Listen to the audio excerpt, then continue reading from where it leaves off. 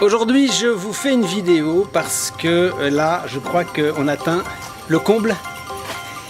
Je suis aujourd'hui dans les Maldives, enfin depuis quelques jours, et je vais d'île en île car je m'intéresse à l'écologie et je découvre des choses assez stupéfiantes. Alors vous savez que partout on vous raconte qu'il y a une lutte contre la pollution, contre le réchauffement climatique. Il y a des milliers d'organisations de toutes sortes, des États, des sommets, des conférences internationales, des tas de choses qui se font contre la pollution et contre le réchauffement climatique, l'empreinte carbone et blabla, vous connaissez tout ça. Il y a une mobilisation énorme de la part du monde entier, des politiciens qui vous raquettent, qui vous prennent beaucoup d'argent pour se battre contre cette pollution. Et donc on se dit qu'avec tout ce qui est fait là, il y a nécessairement des résultats. Forcément, puisque tous ces sommets de Kyoto, de Paris, etc., ils doivent bien déboucher sur quelque chose. Or, voyez-vous, je suis donc aux Maldives. Les Maldives, c'est quand même l'une des vitrines du monde. Enfin, vous savez ce que c'est que les Maldives. C'est l'eau turquoise, c'est un paysage absolument splendide. Alors là, je suis au port d'une île qui n'est pas forcément la plus touristique.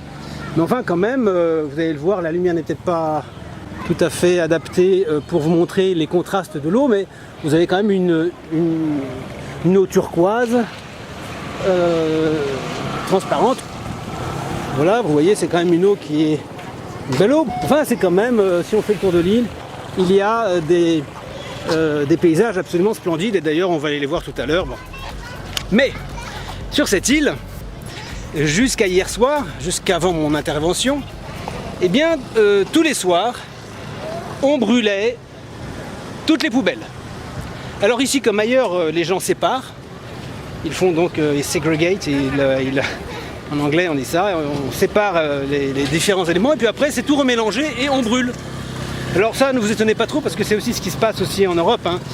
En France on prétend recycler les poubelles et effectivement on vous fait séparer avec les différentes poubelles, carton, verre, plastique, etc. Mais dans la proportion de 2/3, les poubelles en France ne sont pas recyclées. Que deviennent-elles? Eh bien elles sont mélangées, remélangées, après que vous les ayez triées, et puis on les incinère, on les enfouit et éventuellement on les jette à la mer. Et ça se fait mondialement. Ça se fait mondialement, absolument partout, puisque je visite tous les pays du monde actuellement. J'ai fait récemment l'Indonésie, les Philippines, la Malaisie, la Thaïlande, le Laos, le Cambodge, la Chine, l'Inde, et donc maintenant les Maldives. Qu'est-ce que j'ai oublié? J'en ai fait d'autres, l'Indonésie, je ne sais pas si je l'ai cité, enfin bref, je les ai tous vus en Asie du Sud-Est ces temps-ci, puisque je fais ça depuis 3 ans, je m'intéresse à cette question et je travaille pour une solution dont je vous parlerai tout à l'heure. Mais en tout cas, le fait très remarquable et qui m'amène à prendre ma caméra pour faire une vidéo, c'est qu'en réalité, on brûle les poubelles tous les soirs. Et donc la fumée se déporte sur l'ensemble de l'île, intoxique généreusement toute la population, les enfants qui jouent notamment sur cette place, ici. Et avec son apport bien sûr de produits extrêmement toxiques tels que la dioxine, que vous savez être capable de tuer 100 000 personnes à raison d'1 gramme. 1 gramme de dioxine, ça peut tuer 100 000 personnes. Donc on fait des brûlis tous les jours de l'année sur cette île. Alors c'est fini maintenant parce que hier j'ai rencontré le responsable local. Je lui ai dit que je venais de rencontrer le ministre des Maldives, le ministre de l'Environnement, et je lui ai indiqué que les brûlis étaient effectivement extrêmement dangereux et par ailleurs interdits. Il m'a donné les raisons pourquoi il les faisait. Je vais donc vous expliquer pourquoi, mais il faut bien dire que les gens d'ici sont tout à fait prêts à arrêter de brûler. Il ne faut pas croire que ça les amuse. Ils le font pourquoi? Parce que, d'après ce qu'il me dit, eh bien, si on ne brûle pas les poubelles, on se retrouve avec un problème de prolifération de moustiques et donc de la dengue, éventuellement de Zika, etc. Donc ils ont très peur de ça, ils préfèrent brûler plutôt que d'avoir la dengue. Moi je lui ai dit qu'au contraire, il vaudrait mieux qu'ils aient davantage de dengue et de Zika que de cancer ou de maladies liées à la pollution, parce que les cancers et les maladies liées à la pollution sont invisibles, alors qu'une épidémie de Zika ou de dengue pourrait alerter des autorités mondiales, de l'OMS et autres, qui à ce moment-là pourraient déployer une campagne. Tandis qu'on ne peut rien faire contre la pollution insidieuse due au brûlis des plastiques. Bon, enfin bref. En tout cas, j'ai suffisamment argumenté et je leur ai suffisamment indiqué les choses pour qu'ils prennent l'engagement de ne plus brûler les plastiques. Donc ils vont se retrouver avec évidemment des sommes de poubelles qui vont s'entasser, hein, puisqu'ils ne les brûlent plus. Et ces poubelles, eh bien, il va falloir en faire quelque chose. Alors, nous avons des solutions pour ça, mais je voulais quand même vous faire part de ça, parce que ça me paraît très remarquable que, alors qu'on prétend faire un travail mondial contre la pollution, et qu'on dépense des milliards, et qu'on vous prend des impôts, on vous prend de l'impôt, hein, évidemment, on vous fait payer pour que tous ces gens se réunissent dans des sommets internationaux, bouffent des petits fours, aillent à l'hôtel, soient transportés dans les avions de luxe, éventuellement en jet, s'offrent au passage des call girls, parce que ça on sait aussi qu'ils s'amusent pas mal, et puis un peu de drogue par-ci par-là. Toutes ces délégations énormes que la France par exemple et d'autres pays, tous les pays européens, le Canada, les États-Unis, etc., envoient des délégations absolument énormes à tous ces gros raouts de l'environnement, mais derrière ça, il ne se fait rien. Et d'ailleurs, quand vous allez sur des endroits comme ça, des îles comme ça, vous voyez qu'ils brûlent, mais quand vous leur dites, mais écoutez, ce serait peut-être pas très compliqué de simplement mettre un toit sur les poubelles de façon à ce qu'il ne pleuve pas, et donc vous n'auriez plus de moustiques. Eh bien, ils vous disent, nous, on n'a même pas de quoi faire un toit ici, on n'a même pas l'argent, on ne reçoit pas un centime. Alors qu'on nous bassine avec des milliardaires qui soi-disant ont des fonds pour aider la lutte contre la pollution. Je leur signale également que pour éviter la prolifération des moustiques, ils pourraient tout simplement utiliser un système dont je leur ai fait part, dont je ne vous parlerai pas ici, mais un système qui, moyennant un peu d'électricité, permettrait de chasser les moustiques. Eh bien, ils me disent qu'ils n'ont même pas, jusqu'au plan de recyclage que nous allons voir, jusqu'à ce centre de recyclage, ils n'ont même pas d'électricité. Il n'y a même pas un câble qui va jusqu'à cet endroit où sont stockées toutes les poubelles de l'île. Cette île est assez conséquente, je le répète, nous sommes dans les Maldives, c'est-à-dire la vitrine du tourisme mondial. Vous avez des gens qui viennent passer des vacances, il y a des hôtels assez prestigieux ici. Tout ça est couvert de fumée. Bref, le scandale, il est là. On ne fait en réalité rien contre la pollution dans tous ces pays-là. Dans tous les pays que j'ai vus, on ne fait rien. Il ne se passe rien. Et tout ce qui se passe actuellement, c'est moi qui le fais, et quelques autres, mais un tout petit nombre. Ce qui veut dire qu'en fait, du jour au lendemain, vous prenez la décision de faire des choses et vous allez voir que vous serez les seuls très rapidement à vraiment faire des initiatives. Le reste, c'est du pipeau. C'est du pipeau. Moi, je ne vois aucune fondation, aucune organisation. Je ne vois pas Greenpeace, je ne vois personne ici dans ces pays qui agissent. Je vois des bureaucrates qui se la pètent, qui se promènent, qui font du tourisme, qui sont bien payés. Ça, j'en ai croisé quelques-uns. Mais quant à leur action, je ne vois rien de conséquent. Ils ne sont même pas capables de faire en sorte que dans tous ces pays que je vous ai cités, on arrête de brûler les poubelles, ce qui se fait encore massivement. Voilà. Et d'ailleurs, quand on leur en parle, ces gens nous disent, vous savez, vous n'êtes pas mieux lotis, puisqu'en Europe, vous aussi, vous brûlez les poubelles. Voilà. Alors, vous voyez, on va s'approcher de l'endroit où on brûle. Les feux s'éteignent tout doucement, parce que je demandais à ce que ça se fasse depuis hier. Vous voyez, donc comme quoi l'initiative d'un individu privé peut obtenir des résultats. Donc ces gens-là, ils vont plus être enfumés. Il y a encore des fumerolles, on le voit, on va y aller. Il y a encore des fumerolles. Vous voyez ici que parmi ces arbres, vous avez encore quelques fumées. Vous avez des enfants qui sont là, et donc les fumées, eh bien, elles vont exactement dans l'axe de la rue principale de cette île. Donc oui, vous pouvez faire des choses. Non, ne comptez surtout pas sur les politiques qui vous bobardent et qui en fait vous piquent de l'argent pour ne rien faire. Moi, je ne crois pas du tout en l'action de ces politiques. Il faut absolument mettre un terme à tout ça. Je crois que si on récupérait tout l'argent de ces sommets internationaux, ce qui représente des milliards, avec cet argent, on pourrait faire beaucoup de choses. Et on pourrait déjà commencer dans toutes ces îles à mettre des installations qui recycleraient réellement, très efficacement et avec bénéfice les poubelles qui s'entassent, qui s'accumulent depuis des décennies.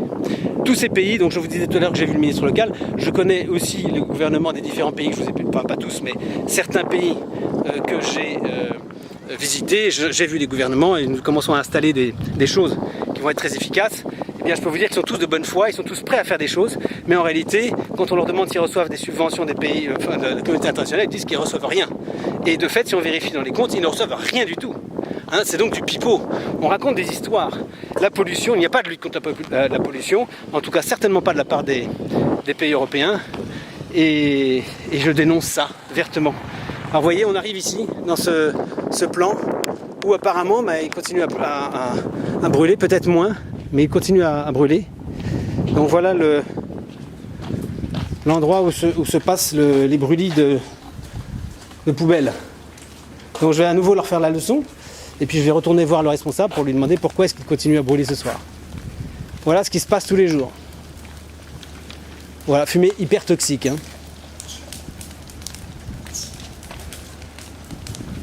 Voilà. Donc moi rien ne m'arrête, j'y vais, je sais que c'est pas autorisé de venir ici, mais je le fais quand même.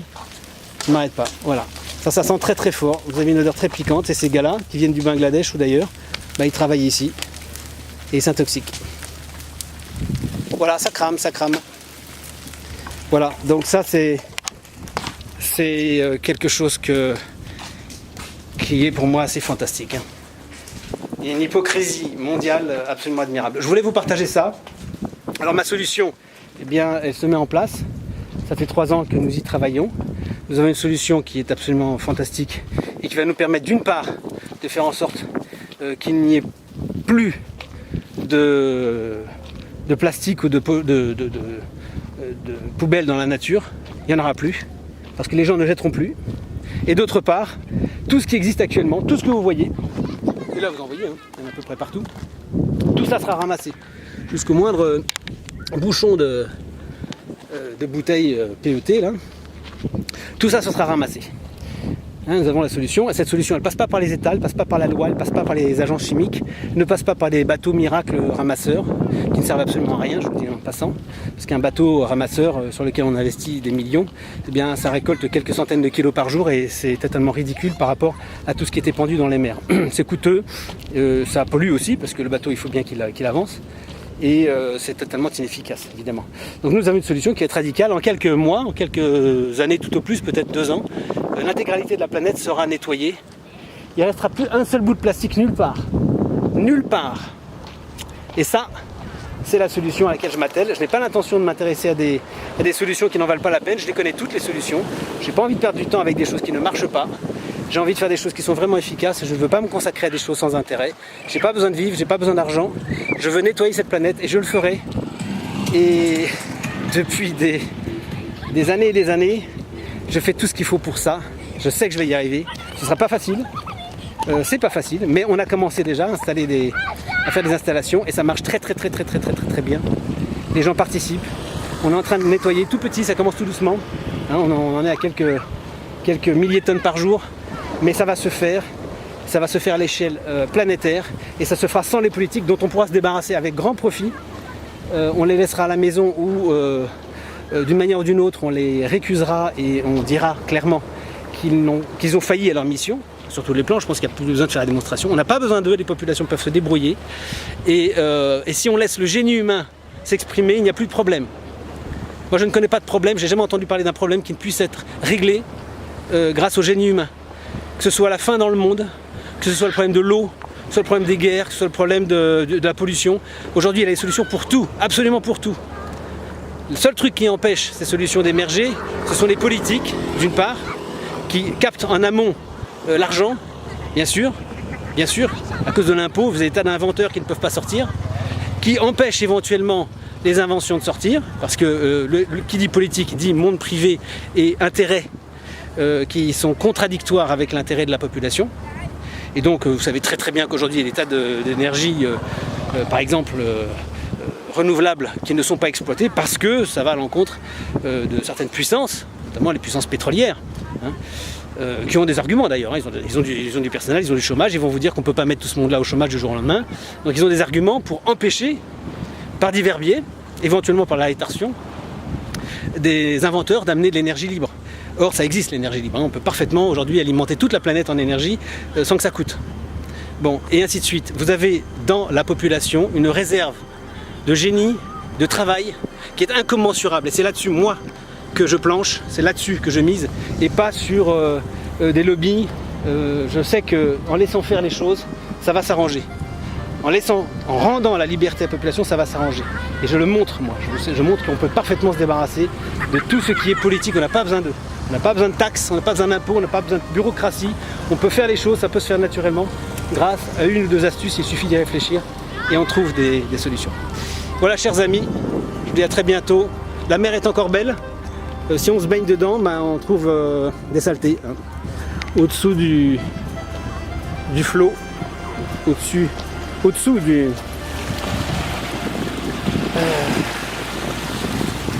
au-dessous de la vague, de la ligne de flottaison, il y a un mot pour ça. Sous le ras de l'eau, eh bien, il y a des saletés, il y a des détritus. Là, j'ai un joli morceau de polystyrène. mais on va faire le nécessaire. Tout ça va être nettoyé et dans quelques temps la planète redeviendra ce qu'elle n'aurait jamais dû cesser d'être. Voilà, c'était Rémi depuis les Maldives. Je vous dis à très bientôt. Merci pour votre soutien et pour votre aide.